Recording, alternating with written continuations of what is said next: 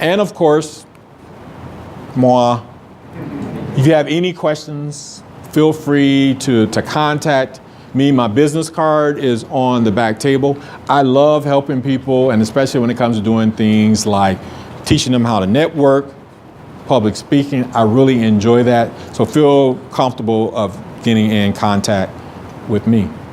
Okay, now for questions. And I'm sorry, your name is?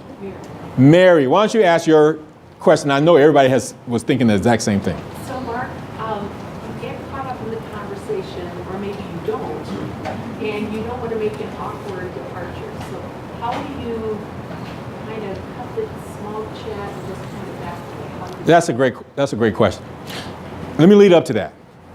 We probably have all have had conversations with people, whether it's at a networking event or not, where you're talking and you can tell the other person is looking over your shoulder, trying to decide who they're going to go talk to next. Let me say, first of all, when you're in the moment, you stay in the moment with the person that you're talking to. Because believe me, people will look at your eyes. And if they see you looking over the left or over the right away, they no longer feel like you're that interested in them. And that's not how you want people to feel when you're networking. So how do you end a conversation? And I would say that a lot of times it is awkward. I wait till the person completes their thought. You smile and you say, I really appreciate having the time to speak to you right now. You shake their hand. If you would like to actually continue the conversation beyond that, then you suggest that we get together, and then you go through that step of following up. If you don't want to follow up with this person, don't say you will. Once again, look them in the eye, say thank you. I have enjoyed having the conversation, and I wanted to go over and say hello to a couple of other people. And then I think I just kind of practice it doing it that way. Wait till they finish talking, thank them, shake their hand, and then let them know there were a couple of the people you just wanted to say hello to. Yes, ma'am. Have you ever run into an experience where you had bad networking experience where you maybe turned it around, or on the contrary, a great networking experience? So have I been in a networking event that was a bad experience that I turned around? A networking experience or moment that was a bad experience for you, or it didn't start off right, and perhaps you turned it around, and how did you do that? Or on the contrary, even to describe a positive experience you had, okay, that's so great. Sure. I can tell you about the positive experience for sure.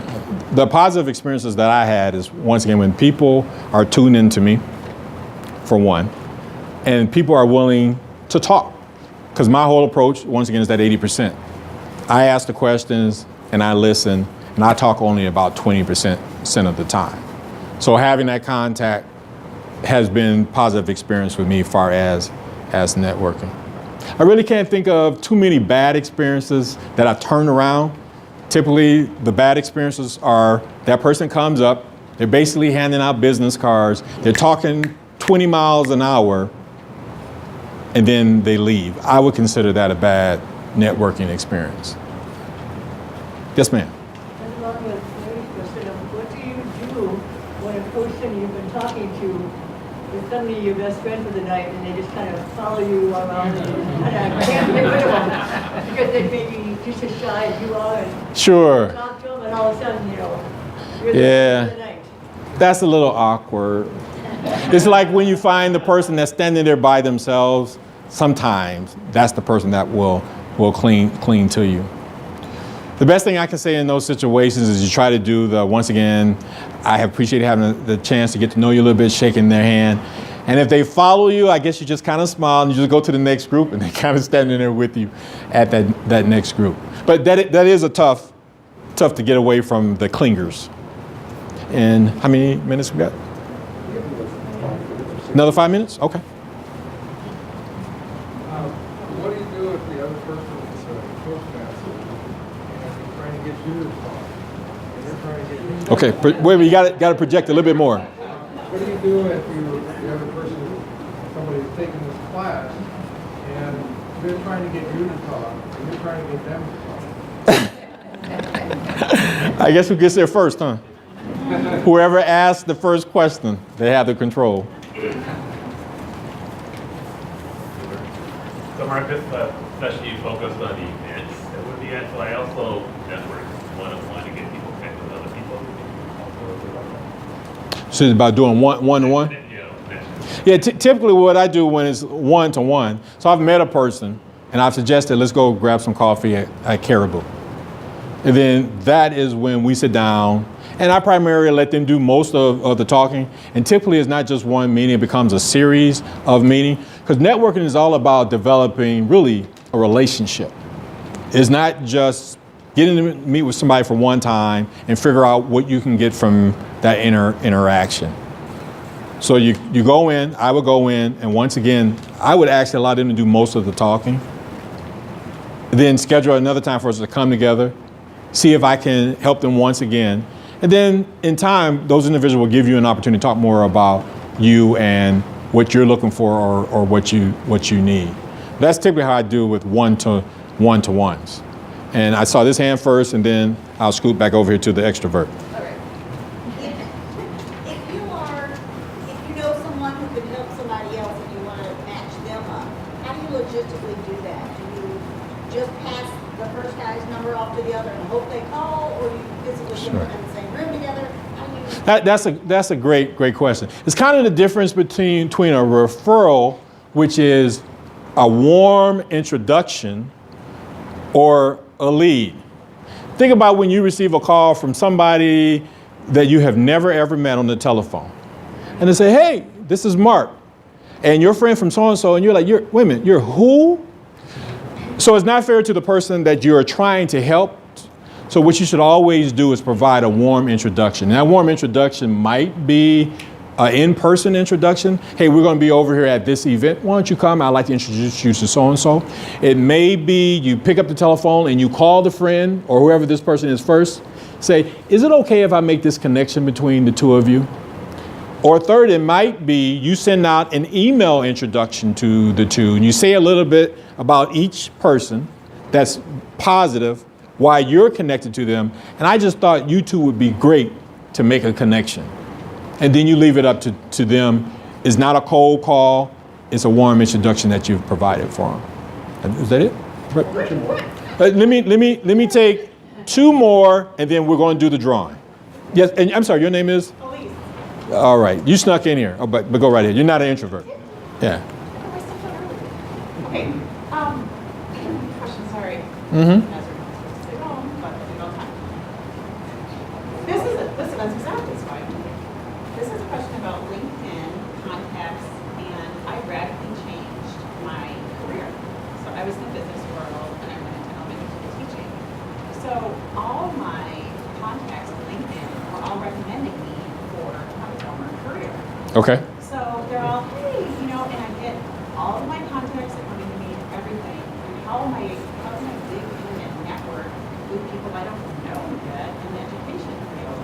And how can I grow my LinkedIn profile when I'm, kind of starting out in education? So is your question is how do I start to network with those that are in education? Is that your main question? With a new group of people. Within LinkedIn, yeah. Within LinkedIn. Well, I mean generally, but within LinkedIn. Okay, this is what I've done. I decided that I want to get connected to realtors. So I'm always looking on LinkedIn, if there's a realtor, which there are tons of realtors on LinkedIn, and I send them an invitation to link with me on LinkedIn.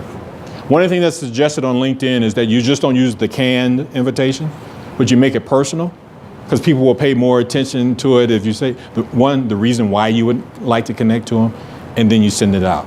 So if you're talking about LinkedIn, that's how I would start to connect with people on LinkedIn. Another thing you might do is send something to those that are connected with you and say that I am now in a different field, I'm in education.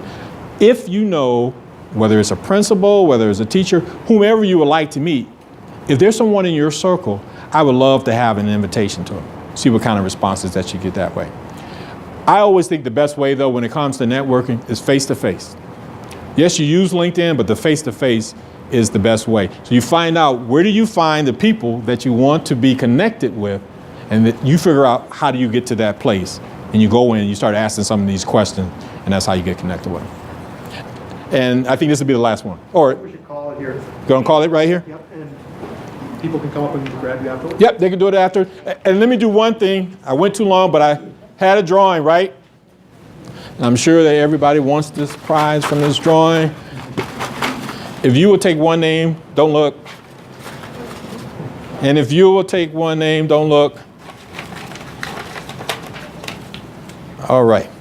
So the prizes, as I said, Toastmasters, you will love these prizes because they are mini karaoke microphones. Yeah, 2 of them. And you plug these into your smartphone. So you're always ready to go no matter where you go. So the first winner is Brent. And the second winner is Charlene. Congratulations. Charlene, where are you, Charlene? All right. I will be here afterwards for questions, and we'll turn it over to Mike. Thank you, Mark. We do have a certificate to present you to thank you. Oh, Thank you for giving this session. okay. Thank you for your work and for teaching us all here about networking. I would like to ask everyone to pass your evaluations to the middle and get those to me, and give one last warm round of applause for Mark for the excellent presentation. Thank you, Mark. Thank you. Thank you all for coming. Session is adjourned. Sorry about that. Oh, great job.